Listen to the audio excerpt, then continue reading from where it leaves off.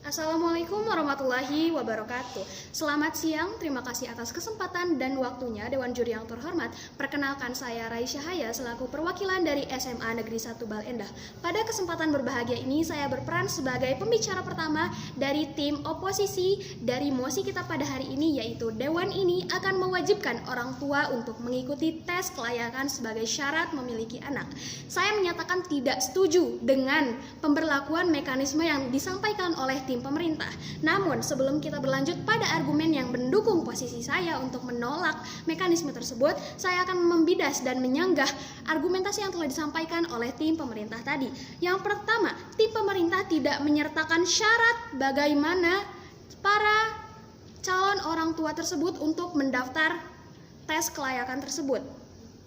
Kemudian yang kedua, bagaimana tindak lanjut bagi mereka yang sudah lulus dari tes ini? Apakah mereka hanya akan menerima gelar? Karena bisa saja pemahaman yang mereka kuasai hilang setelah pelaksanaan tes, karena bisa saja mereka hanya mempelajarinya saat itu saja sebagai jalan untuk mereka untuk bisa menggugurkan kewajiban atas adanya kebijakan tersebut. Yang ketiga, tim pemerintah menyatakan bahwa kebahagiaan anak harus didahulukan. Lalu bagaimana dengan kebahagiaan orang tua? Apa yang dapat menjamin mereka turut berbahagia dengan adanya mekanisme ini? Mengingat keberadaannya yang baru di masyarakat yang bisa saja menimbulkan kontroversi. Yang keempat, mekanisme yang dijelaskan hanya berfokus pada bidang psikologis dan parenting. Bagaimana dengan perencanaan keuangan yang juga sama-sama penting?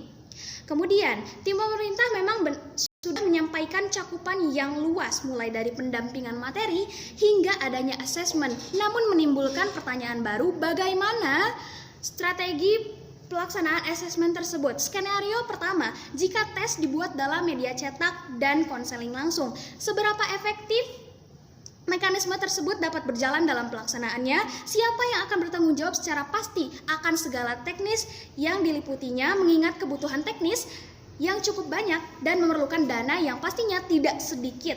Apakah peserta yang justru akan dikenakan biaya?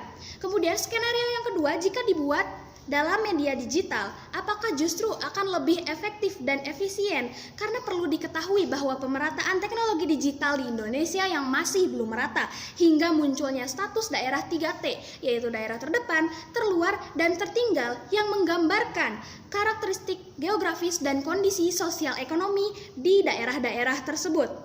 Bagaimana tes tersebut jika dilakukan dalam bidang digital dapat menjawab masalah jika malah memunculkan masalah lain?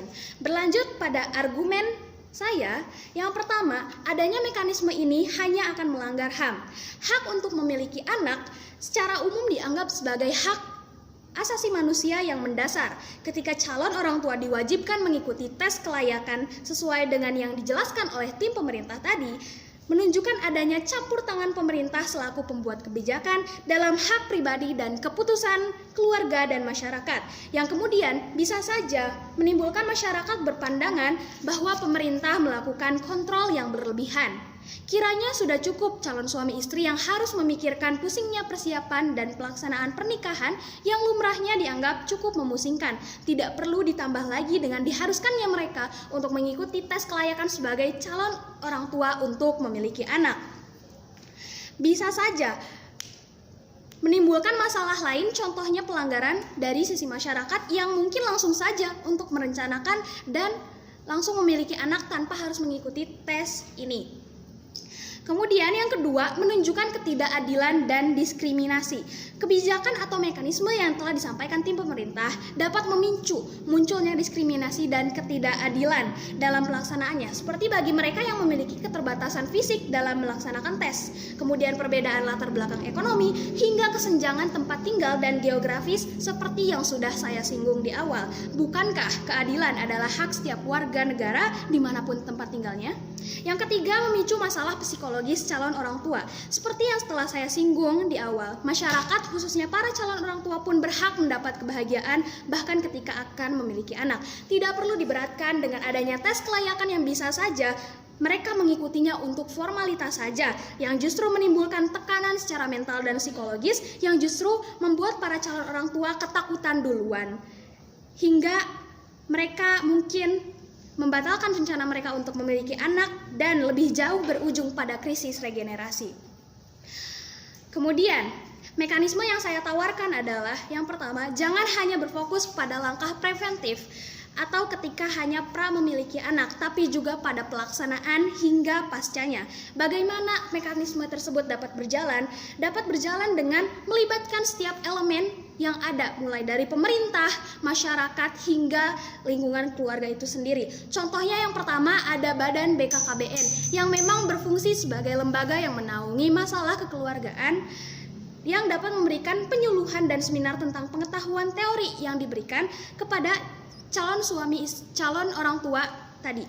Yang kedua, harus adanya sinergi antara tenaga medis yang harusnya bisa lebih ramah terhadap orang tua baru, yang dapat mendampingi proses hingga pasca, sehingga orang tua baru tersebut tidak merasa sendiri dan ditinggalkan, hingga meminimalisir fenomena baby blues. Yang ketiga, pemerintah harusnya dapat memberikan jaminan pendanaan hingga asuransi kepada setiap calon orang tua, sehingga mereka tidak terbebani lagi setelah anaknya lahir. Kemudian yang keempat adalah dukungan moral dari pihak keluarga dan masyarakat sekitar yang dapat berbagi pengetahuan dan pengalaman dalam mengasuh dan mendidik anak. Sehingga dilihat dari data dan fakta yang telah saya sampaikan, saya yakin bahwa kita semua akan sependapat dengan posisi saya yang tidak menyetujui mosi kita pada hari ini, yaitu Dewan ini akan mewajibkan orang tua untuk mengikuti tes kelayakan sebagai syarat memiliki anak. Solusi yang dilakukan dalam mengatasi masalah seharusnya tidak menimbulkan masalah-masalah lain.